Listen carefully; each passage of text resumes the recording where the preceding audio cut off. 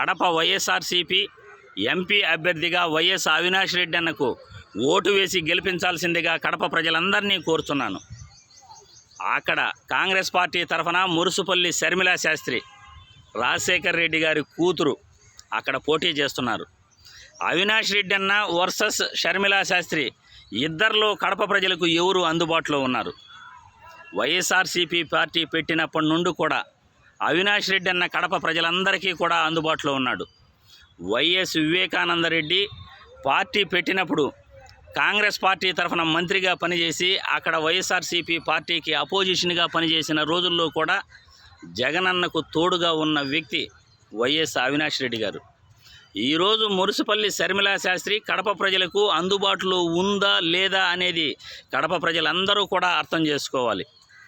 కడపలో అభివృద్ధి వైఎస్ఆర్సీపీ పార్టీ తరఫున ఎలా జరిగింది, అక్కడ ప్రతి గ్రామంలో కూడా సచివాలయ వ్యవస్థ రావటం, రాష్ట్రం మొత్తం సచివాలయ వ్యవస్థ, వాలంటీర్ వ్యవస్థ ద్వారా ప్రజలందరికీ ఇంటి వద్దకు పాలన అందించడమే కాకుండా ప్రతి అక్కా చెల్లెమ్మల అకౌంట్లోనూ డైరెక్ట్గా డబ్బులు పడతా ఉంది. అవ్వాతాతలకు 3,000 రూపాయలు పింఛను ఇస్తున్న ఏకైక రాష్ట్రం భారతదేశంలో మన ఆంధ్రప్రదేశ్ అనే చెప్పుకోవచ్చు. ఇక కడప ఎంపీ అభ్యర్థిగా వైఎస్ అవినాష్ రెడ్డి గారు జగనన్న నేతృత్వంలో జగనన్నకు అండగా ఉంటూ అక్కడ పరిశ్రమలను తీసుకురావడం జరిగింది. ఎన్నో పరిశ్రమలు తీసుకురావడం జరిగింది.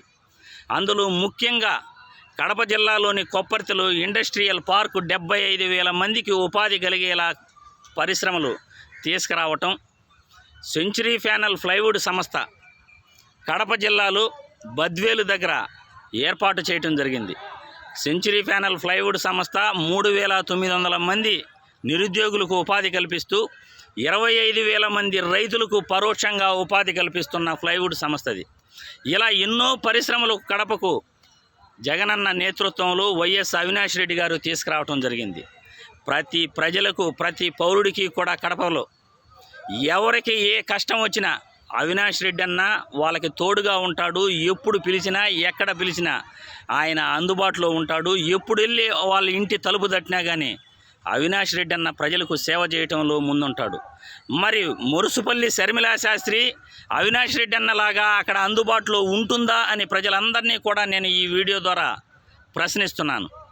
తెలంగాణలో రాజశేఖర్ రెడ్డి బిడ్డగా పార్టీ పెట్టి తెలంగాణ ప్రజలను మోసం చేసి, అక్కడ కార్యకర్తలను మోసం చేసి ఎంతోమంది తెలంగాణలో ఈమె వల్ల నష్టపోవటం జరిగింది.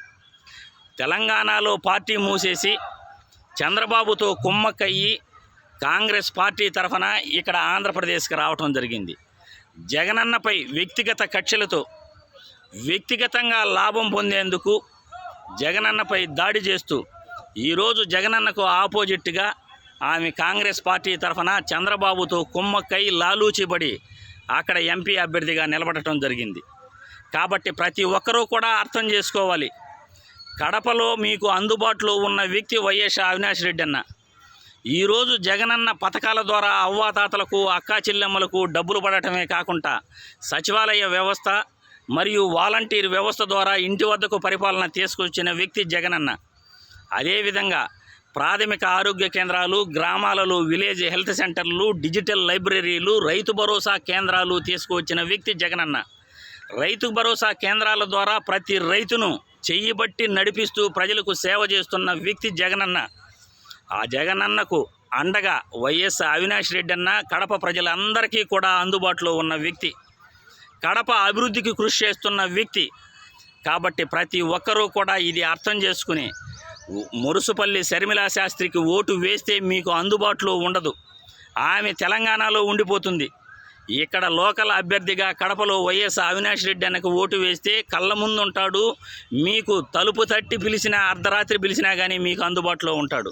కాబట్టి కడప ప్రజలందరూ కూడా కడప అభివృద్ధిని దృష్టిలో పెట్టుకుని కడప మరింత అభివృద్ధి చెందాలి అని మీరందరూ కోరుకుంటూ వైఎస్ అవినాష్ రెడ్డి అన్నకి కడప ఎంపీ అభ్యర్థిగా ఓటు వేయాల్సిందిగా ప్రతి ఒక్కరిని కోరుచున్నాను.